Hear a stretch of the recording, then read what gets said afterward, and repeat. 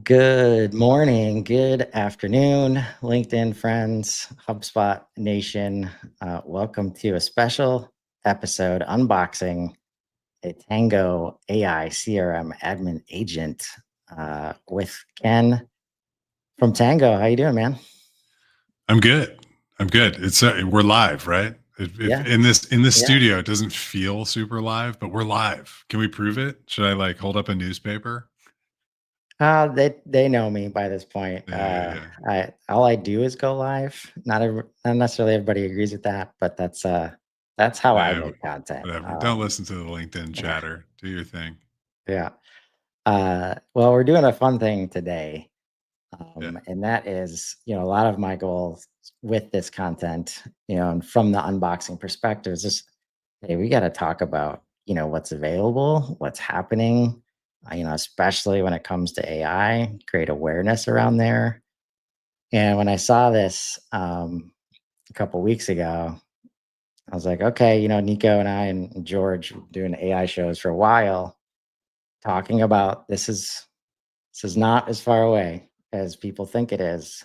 And then, ChatGPT comes out with Operator, and you can watch AI use software. Like every step has been leading to stuff like this. So when we saw this product drop, from you guys, I had to have you on. So I appreciate you coming on today. Yeah, of course. And we heard you guys talking about it. We appreciate uh the kudos. Yeah, we've been building towards this for a while. And obviously, as a founder, you're always waiting for kind of that intersection of like advancements in tech and like your vision and it's been really cool to see it all come together. Like we are at a unique moment in time. I think you guys get it. You hit on it. um we're trying to shake some people by the shoulders and say like you have to become more efficient. Or let something else be efficient for you. Yeah, or And someone else, maybe your competitor will be more efficient. yes, exactly right. So was this when Tango started? Was this on the map? It was a little on the map. I mean, look, we didn't call it AI, we didn't call it agents, we didn't call it, all the terms that have been in vogue even in the last 3 years. When we started in 2020, we basically said, hey, you know what? We're going to start with a documentation product. We're going to help people overcome that. That's going to, give us like valuable understanding of how people use their tools internally. Then we're going to guide people through it, which is what we launched in 2023. We're going to take those, uh, those documents, those workflows. We're going to play it back on your screen. We're going to play it back for other people on your team. We're going to help drive digital adoption. And I think the end stage for us was always like, can we do it for you? So you define it, your org adopts it, but now like hopefully we've built trust in a relationship with you where then we can say, hey, Tango will do this on your behalf. So that's what we're launching now. And naturally, that's because, no matter how easy you make it, uh, if I still have to do it, it might not get done. It's in a lot of cases, it does not get done. I think every admin I talk to, there's always some level of documentation on the Yep. list to get done. That no matter how important it is, we can't find the time to get to it, to create it, no matter how valuable we think it might be, because daily, life happens, work happens. People got to operate, got to get their jobs done. So it's cool to think about how, you know, because I know we've seen others where it's just like, oh, AI agents, let's just build some stuff, right? Mhm. So it's good to see, that that's not the case here for sure, and it makes complete sense, like what it's learning from, like how valuable, like was there a point, I guess, in this AI, in this short like 3-year journey, like was there, when did it become more real, like it's like, okay, this is going to be go time, like when we see these things in place? Yeah. Um, it's a good question because and the reason I'm taking a step back and thinking about it is like there's kind of like the market factors, but then there's also like the customer piece. I'll start with the customer piece. Um, Through our documentation product and our guidance product, seen a ton of people create documentation of CRMs from a category standpoint. The most prominent, the most pronounced, most workflows. Almost 30 to 40% at a given time of our workflows run CRMs. And the guidance functionality actually gave us kind of key insight into how those things were being adopted. So not only was it being documented, now we could see how people were able to follow those workflows and whether they were able to execute them. And I think the key insight for us is like we saw so much documentation on CRMs, but then, adoption on the guidance product, it was like 41% completion, which was really low. And so like the immediate reaction was like, oh no, like something's wrong with our guidance product. Like we have to go troubleshoot, or like maybe we're not handling these CRM workflows super well. So like you do what any good product team does and you go into the session recordings and you try to understand what's breaking down and you meet with users and talk to them. It had nothing to do with the product. Right. It was just people being like, okay, cool, it's documented. There's the process, but like I'm still gonna fumble this. And so and for no fault to them, it's just like they'd be trying to do something between calls and then, oh my God, all of a sudden the call starts. Or they start doing something a particular way and then like maybe they deviate or they take some creative control over the process. Um, and so that was kind of an aha moment where we said, oh my God, we're forcing this down people's throats. Like we're basically saying, like, okay, once the documentation's created, we now have this walkthrough product. You have to follow it step by step. And we kind of said, oh, I think this is where we can finally take that next leap, um, and start doing stuff for people. And then, on the market side, what was like a big aha moment for us, I think it was probably like mid last year. I mean, obviously operator, super powerful, super impressive, demos really well, but you know, they launched with a bunch of consumer apps and like publicly available stuff. And so when we saw that happen, um and one of their first use cases was like on Instacart, right? Publicly available application, can read and execute. That was when we were like, oh, there's no enterprise partnerships here yet. That data set is really valuable. We are sitting on that data set. Like, let's go build it, right? So, um, as powerful as operator is, there was still an opportunity there for us to play. And, it's funny, I was reading something today that like it was like, you're a founder if you watch every open AI release with a mix of enthusiasm and fear. Yeah. So for us, it was like, oh, that's really cool. Like they can do a lot, but guess what they can't do that we can do? So we just went like full steam ahead. Yeah, and I'm glad you brought that up, and I promise we'll get into it. And I think it's going to make sense. We were talking about how to show this. I think it's going to make sense for you just to show, the AI at work once we get to it, Yep. because I think like what I want to know. You mentioned founders and like leading a product like software company right now as the LLMs are developing, as the HubSpots and Salesforces are developing.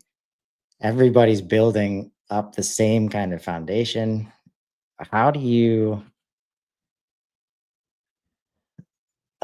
how do you think about that in terms of, and what do you need to see in order to say, okay, this is a good, at least worth the risk in terms of Mhm. like, maybe they develop it themselves, like the software companies, maybe they don't. If they do, we still have this kind of path we can take. Like, take me through some of those thoughts if you can. Totally. I think there's the one that's always top of mind for me, and I reiterate to the team is like to try to predict where the world is going is really hard. I think sometimes we have that unrealistic expectation as founders of like, You have to paint the vision. You have to manifest the vision. You have to like predict the future. You have to have a crystal ball. Um, I actually think it's quite the opposite right now. The rate of change is so rapid that it's not about being proactive and saying what the future holds. It's actually about being like hyper reactive as a company. So like being willing to throw away, what you've been working on because you're like, oh, actually, that new release is gonna make this a lot easier. So like let's go do that. So that's both, I think, daunting, but also like pretty liberating. Like if you hit a roadblock on something, it's probably gonna change in a couple weeks and like maybe it'll be better. So we're just in this mode of like, how do we be hyper reactive? So that's one. I think the I guess you could call it kind of like a platform risk uh around like does HubSpot, does Salesforce, do they build their own stuff?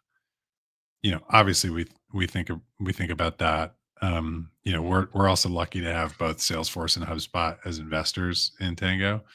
So there's a little bit of sharing of knowledge going on there. But I think for us it's important to play in that space with the CRM as like the nucleus, but I think we all know that like these extensions off of the CRM, it's not just like your workflow isn't likely going to be just contained. And we'll show you one that's like not just contained to the CRM. And so that for us, like being able to work across, your call recorder, your quoting tool, like, if that's off of HubSpot, um, your docs, like all these things.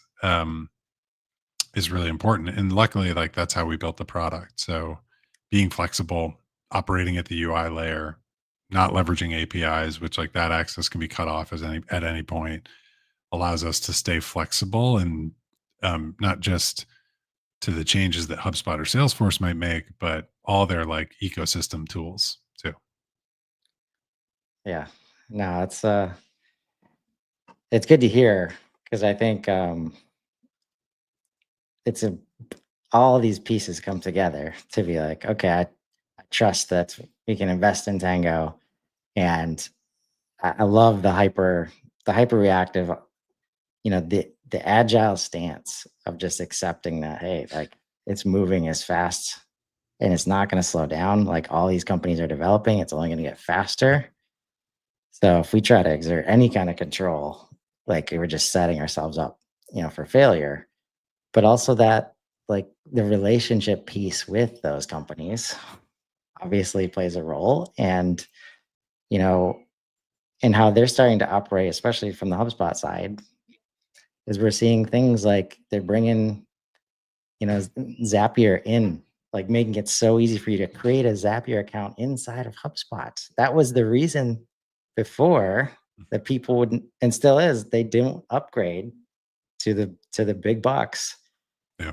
to get the automation. So they use things, and for HubSpot to be bringing stuff like that in natively, that says, hey, we'd love to have you working inside the app at all times, but then we start thinking about 50% adoption rates. The story you shared, like people just they have not proven that they're going to do that, right? So starting to create this ultra connected, platform, and being able to be agile and connect to whatever, whenever, right? I think is very powerful. And anybody looking to invest in new tools, try to understand that if leadership of that company, in this case Tango, thinks about it that way, you're going to be I think you're going to be much happier with any investment that you make, because things can change on a dime. So that said, thank you so much for that kind of behind the scenes explainer. Let's dive in when you're ready. And I think it would be helpful as you share your screen here. Um, if you could start with the difference between API and browser based. I think that would be an awesome way to start. Sure. Yeah. Um, I think there's a few things with APIs. Like let's remember that not all APIs are created equal. Um, there's categories of tools that have APIs, but they're historically bad. There's not very much you can do. I mean, even you mentioned Zapier. There are certain tools that Zapier struggles with because the APIs aren't very good. And so, we started as a Chrome extension. We support any Chromium browser, Edge as well. Um, the browser, does give you like a level of access where you're able to understand sort of the people's workflows at the UI level. So think about HTML, CSS, the DOM. We sort of marry that all together to help you create automations, and I'm going to show you uh, exactly what that looks like and how easy it is to kind of like interoperate across tools. But yeah, that was a strategic choice that we made because I think some of our experience with our early pilot customers, and even my experience, I spent 4.5 years at Uber where we built all of our tools internally. They were still web apps, but like there's no documentation of them out there. We weren't building APIs. No one was using Uber's internal tools outside of Uber. Um, so you needed something that could be flexible, even if you were using tools that you had built internally. We tested on Amazon with an early pilot. They built all their tools internally. Guess what? Tango worked. Yeah. And so there's a huge value prop there as well. But yeah, Chris, let's just get into it. Yeah. If you want to present again. Yeah, let's do it.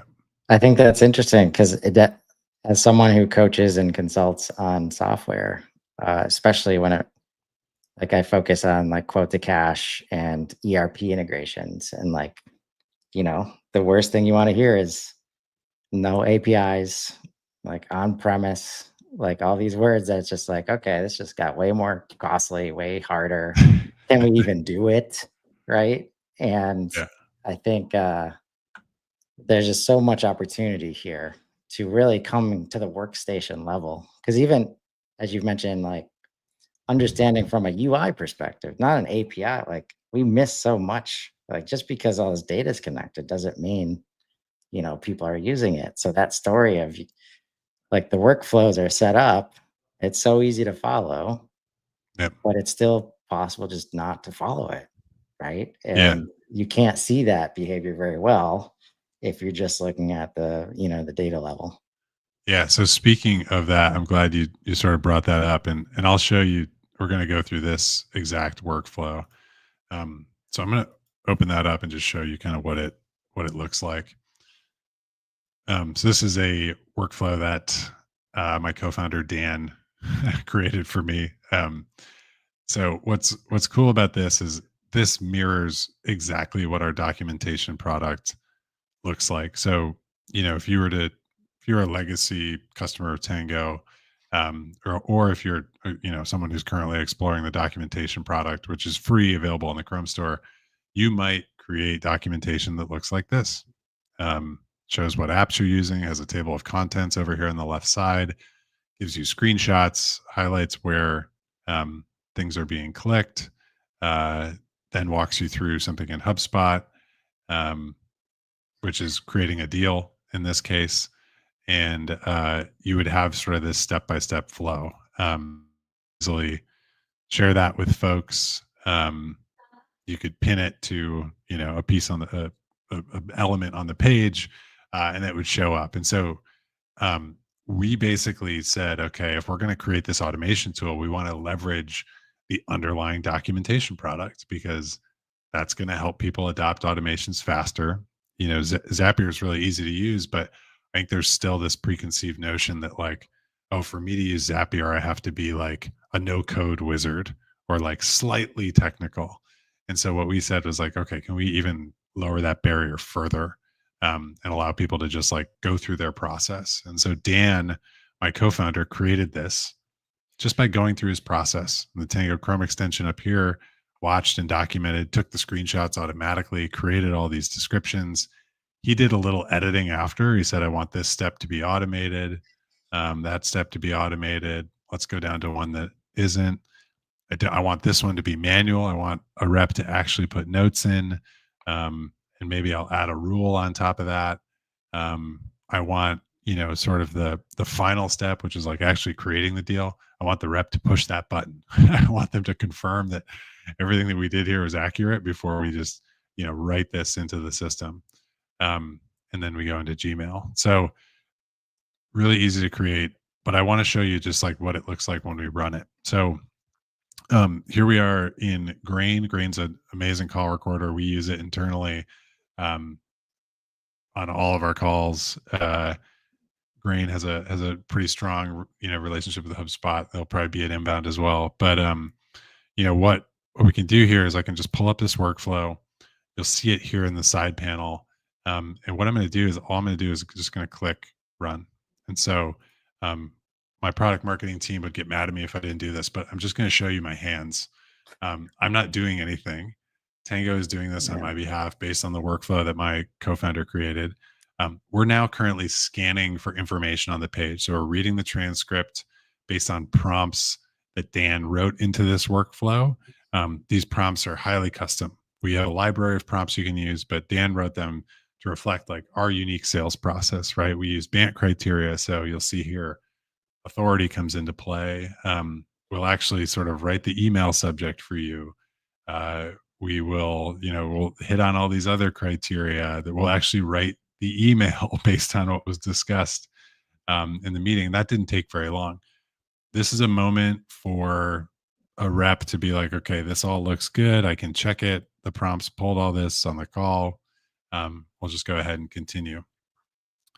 And now it'll open HubSpot. Oh, it looks like my create a deal button is not showing up. That's so weird. That's how you know this is live. Yep. Let me. That's why we call it unboxing and not necessarily demos.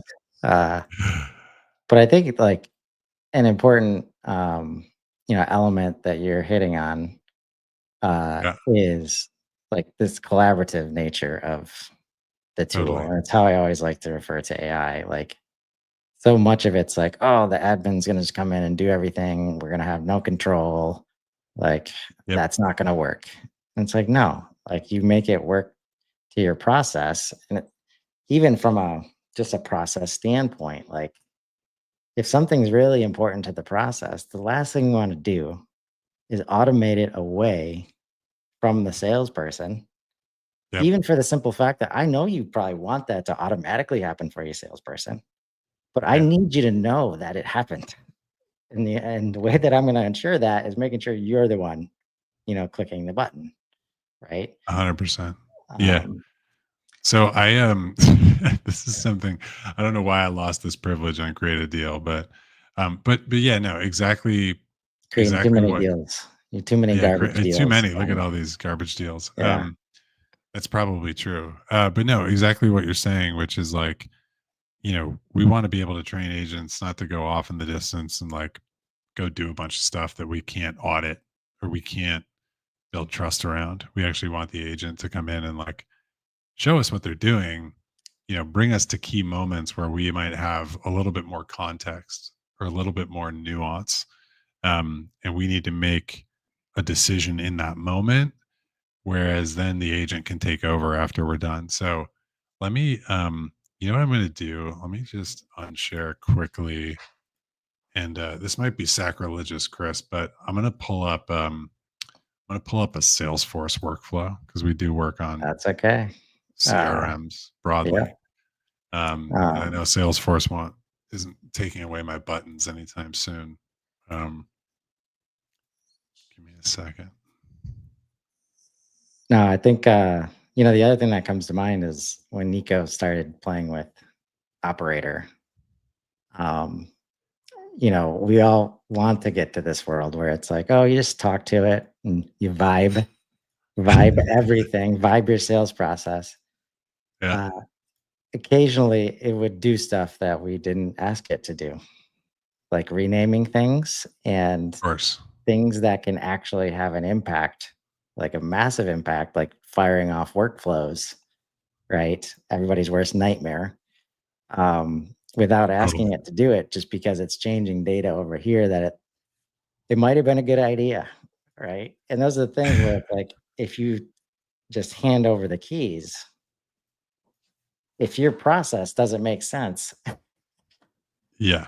AI might not want to follow it because it doesn't make sense, right? So finding this space where it's truly collaborative effort, understanding like at least now you'll know that maybe it doesn't make sense, Yep. but you'll be in a place to support like, okay, for this part, it's just the way we got to do things right now. So we'll have, the sales rep do that part, but everything else we can start to automate. And I think ultimately that kind of flexibility and creating the product to where like, okay, whenever we do get to perfect information and no hallucinations and always listening, like we'll just be able to flip that switch and now like, we'll be able to do more. Is Yep. really fun to think about. Yeah. Yeah, totally. Well, and that's where, like, I think for RevOps folks, it just becomes really hard when you are, you know, you're constantly trying to audit, right? At least like in a world where it's all human led, you're able to say, hey, person, can you tell me more about this account? What we also wanted to create visibility into is like for that RevOps person who's auditing, um, how do we help them understand like what steps were taken and like made what decision? Was it the automation? Was it the human? Um, so with that, as I promised, we're going to bring up Salesforce. Don't kill me for this, Chris. We're Okay. we accept the reality that a lot of places have both systems, Yeah, fair. and if you don't accept that, it's not going to go well for you. So I think the Right. key is like, uh, I mean, I'll let it finish. Let's have it go well, and then I'll, Yes, I'll that's how we go share. well. So here's like a similar sort of use case, I guess. There's a next steps call that was logged in the activity um, on this Salesforce record. So we are going to um, actually work through this one. So progressing an opportunity, drafting an email follow up. So again, I will run this, throw my hands up.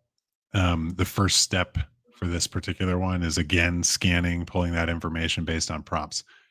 What you're going to see in this workflow, as you got the chance to see another one too, is there's different prompts. There's different things that's going to pull.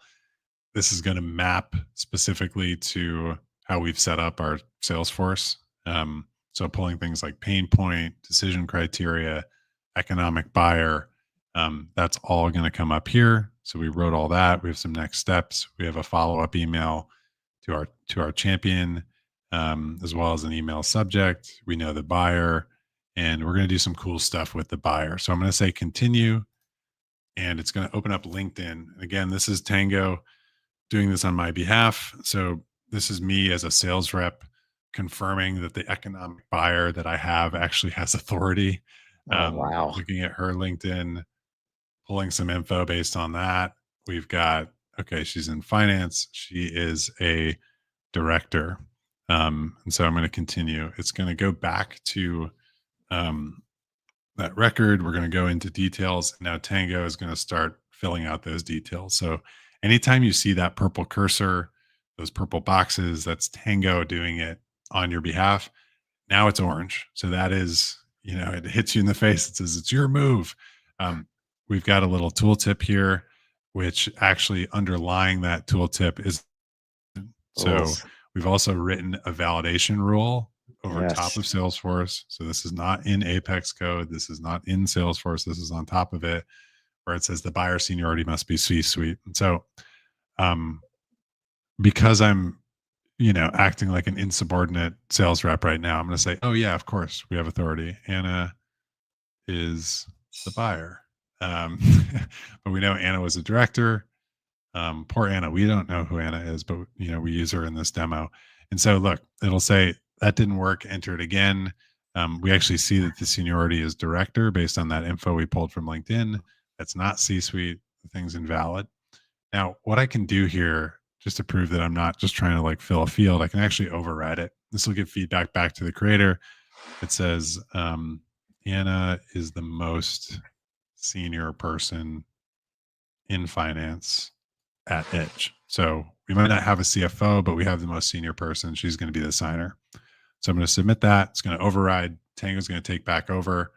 Um, and it is my move again. We're just going to go ahead, complete that. We're going to mark the current stage, and it's going to my Gmail. Apologies for the non-inbox zero you're looking at. And we wrote the email. And so that maybe would take, 20 to 30 minutes for a rep to do normally, translating their call transcript, editing the fields, drafting up a follow up, and sending that. What we just did there was about 3 minutes. I timed us. So pretty powerful. Wow, what a world, man. Um, and I think like what I love to think about, this is the end of the demo. Yeah. Yeah, I can Yeah. stop. All right. Like basically, since it is browser based, it's like anything you could do via browser. I mean, am I overstating that? Maybe a little bit. Here's what I'll say. We yes, that's true. We are most confident in our ability to do this 99.9% of the time in Salesforce and HubSpot. That's what we've tested the most. Right. But the underlying tech that we've built, yeah, should work across tools, should work across systems. So like you can kind of let your imagination run wild, which um, sometimes can be challenging because like a lot of our customers will be like, "Oh my god, I've got 25 things I want to do this, for," and it's like, okay, well, let's start with one. um, but yeah, I mean, it's highly flexible. Um, the edge cases that we've tested the most are on CRMs and CRM adjacent tools. Ah, man, just throwing one out there because it's the most interesting one for me, at this moment, at least. Like, so going over to GPT or Claude, like as a part of the process. Yeah, Mhm. I mean, you giving it a yeah, prompt, like find this absolutely. project, put this prompt in, output whatever, and it's like that's where you start to think about all these tools coming together. Like, do you Well, I build mean, that into the workflow in HubSpot that just gave you the ability to go acts like a Claude, workflow action? yep, Or if you have this browser level available, like, because especially your example of where the rule was built, like not in Salesforce, like for me, obviously, uh, that means it's likely much easier to manage and maintain and understand and set up, yep. right? So that's why, as an admin, if you're adminning these systems, um, I'm sure there's a bunch of muscle memory to just go over to the workflow, build in the step, right? But maybe that's not the next step. Um, and I'll say I do appreciate the I think playing to what humans need to see the screen like go up and down. Like I'm scanning this, I'm a robot. Like I'm sure the AI doesn't need that part. Uh, and I look forward Yep. to where it's just not in there because AI Yeah. agents don't necessarily need that. But always interesting to see how the UI and like that experience is managed. Well, and to tie kind of your 2 points, I mean, one way to think about this is, all that prompting that we call it data extraction that was happening when we're scanning the page. Um, you know, the creator of the workflow, my co-founder Dan, wrote those prompts in. Tango, we leverage OpenAI's models. So effectively, the way to think about Tango's browser extension is like you have OpenAI at your fingertips to be pointed directly at a page, right? And write prompts based on that page. That's powerful. I mean, it's we don't need to overthink it. I don't Yeah. think. Um, so it sounds like I'd love for you to just touch on like how like what kind of success you guys are having right now. Are Mhm. people using this yet? What are the early returns? Yeah, we do have folks using it. We launched it about 2 weeks ago. lot of development ahead of that, but we launched about 2 weeks ago. Um, you can see more on our website, tango.ai, but it's it's been pretty incredible because I think what's resonating most, particularly for the customers that have known us historically as like a documentation, digital adoption guided walkthrough, is they're sort of shifting their mindset. Before it was like we need to train people, we need them to adopt things, we need them to execute, and now they're like, oh well, what do we do with all their time if we if we don't expect them to do that? We can do this for them. And the reality is like we didn't no nobody's hiring sales reps to be like process and system experts. No sales rep got hired because they're the best at the CRM, you know? And so like what we're actually doing is we're able to kind of change the shape of like a sales rep's day to day. And I think that's been the most powerful sort of like aspirational aim that's landed with a lot of customers. But yeah, we're seeing all types of workflows, everything you could kind of imagine. Um, going into the CRM, coming out of the CRM, like feeding all these other tools. It's been pretty awesome. Awesome. Yeah, that's those long time metrics of 50% adoption rates and salespeople only spending 30% of their time selling. Right. Well, us as humans, it looks like we just weren't able to overcome that. We probably never will. So let's get help from AI with those very things. And now, like you mentioned, like the first step is letting go of control, right? We're not going to get these people to do what we've been trying to get them to do for 25 years, right? Now, what could they do? What does using 100% of your time selling even look like, right? Mhm. And then it's not hard to go to the journeyman salespeople that haven't picked up any of these tools. They've been the holdouts while they've been crushing it, right? Because it's relationship, relationship, relationship, Yeah. and they know how to do that. And now they have these tools in the background that can just it's going to be finding the balance. Like maybe not 8 1-hour calls per day, uh, but you can get damn Probably not. close if you want to. Yeah. Just building relationships, focusing on that, whatever that means, for your business. That's what you put inside of that space. And everybody's got ideas Yeah. for what they've always wanted to do to make things easier for their customers, to make, the little gift packages that get sent, like all this stuff. Like imagine that, like in this process, just close the deal. And then it goes and orders something to send to the Oh yeah. customer, right? Like all that's on the table. It does take the strategy up front, which is when you use your customer facing people to say, hey, what else can we do now? Right. It's like, oh, we've been wanting to send them a gift package. It's just a lot of work. Right. Oh, maybe it's not now. We still need to Yeah. pick the right ones to make sure we're not just doing automation for automation's sake. But it's been awesome to see some people just kind of be unleashed in terms of just the customer facing value that has kind of been buried in CRM.